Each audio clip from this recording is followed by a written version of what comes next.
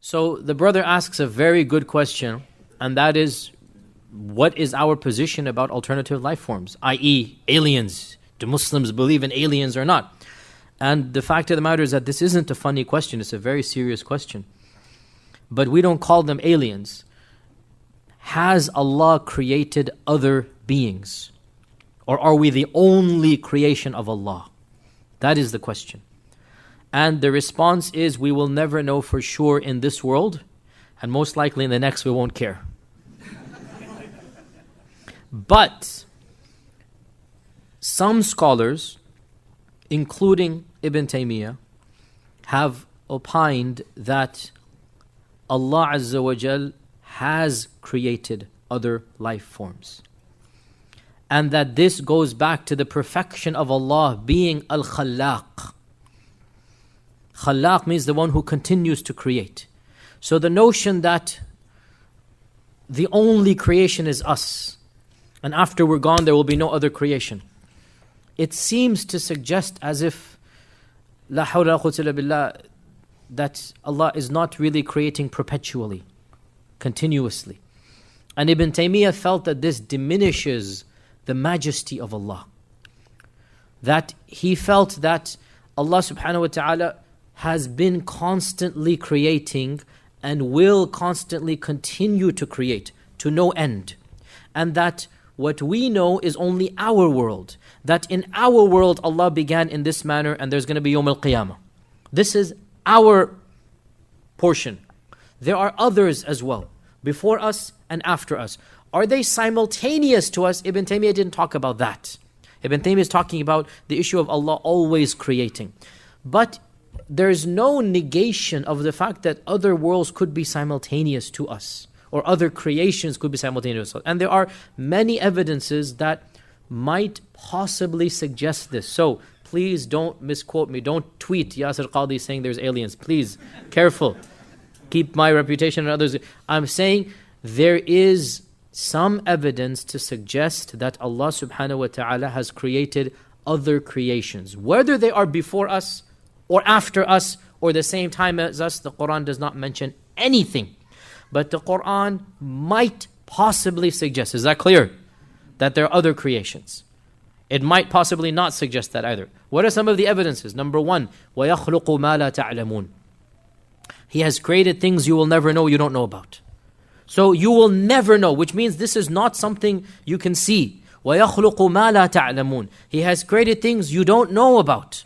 And we continue to discover new species every day. That's not what Allah is talking about. Something else. Number two, that Allah says in the Quran that خَلَقَ السَّمَاوَاتِ وَالْأَرْضَ وَبَثَّ فِيهِمَا مِن دَابَّةٍ. Allah has created all of the heavens and the earth, and He has scattered throughout all of them creatures. Not just on the earth. The samawat, and the samawat, as we talked about in Surah Yusuf and in the tafsir, the samawat is not just our heavens, it is beyond our heavens. And Allah says He has scattered creatures in all of them, and if He wants to, He can gather all of them up at once. Or He can gather the two of them together. وَهُوَ عَلَى جَمْعِ مِذَا يَشَاءُ قَدِيرٌ. Now you can understand this verse to mean the Day of Judgment, which is the majority interpretation, or you can understand it to mean Allah has created all different creatures, and if He wanted to, He could cause them to meet. Both are linguistically possible. There are other evidences as well. I'll just jump straight to the one I think, Wallahu A'lam, is the strongest evidence to suggest that there might be other creations of Allah. And Allah knows best. Surah Isra, where Allah subhanahu wa ta'ala says, وَلَقَدْ كَرَّمْنَا بَنِي آدَمَ وَحَمَلْنَاهُمْ فِي الْبَرِّ وَالْبَحْرِ وَرَزَقْنَاهُمْ مِنَ الطَّيِّبَاتِ وَفَضَّلْنَاهُمْ عَلَى كَثِيرٍ مِّمَّنْ خَلَقْنَا تَفْضِيلًا. We have honored the children of Adam, and we have carried them in the land and in the seas. In our times we add in the airs. And we have given them many things. And we have preferred them, humans, over many other things that we have created. Which means we have preferred some over them as well. Do you understand? وَفَضَّلْنَاهُمْ عَلَى كَثِيرٍ. We occupy a high rank according to this verse, but not the highest. You could interpret this. Again, you could. All of this is ihtimalat, right? Which means, now in the world that we inhabit, who is at the top of the pyramid? I mean, in the creation. It's us. Who bowed down to us? The angels. The jinn. So then we are at the top in this world of the creation, right? Yet Allah says in Surah Isra that we have honored the children of Adam over many other things we have created. Not all. So again, these are all gray areas.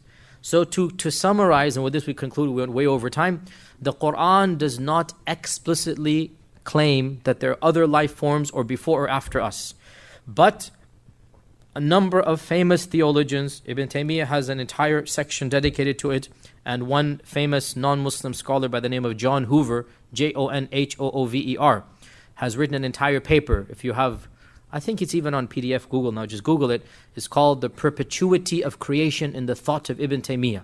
It's in English, it's in fancy schmancy academic English, but it's in English.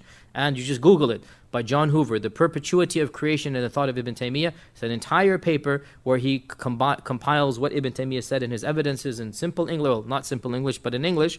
And basically, this is the summary of it, that he says, it befits the majesty of Allah to have created and to continue to create, and we are but one of Allah's infinite creations.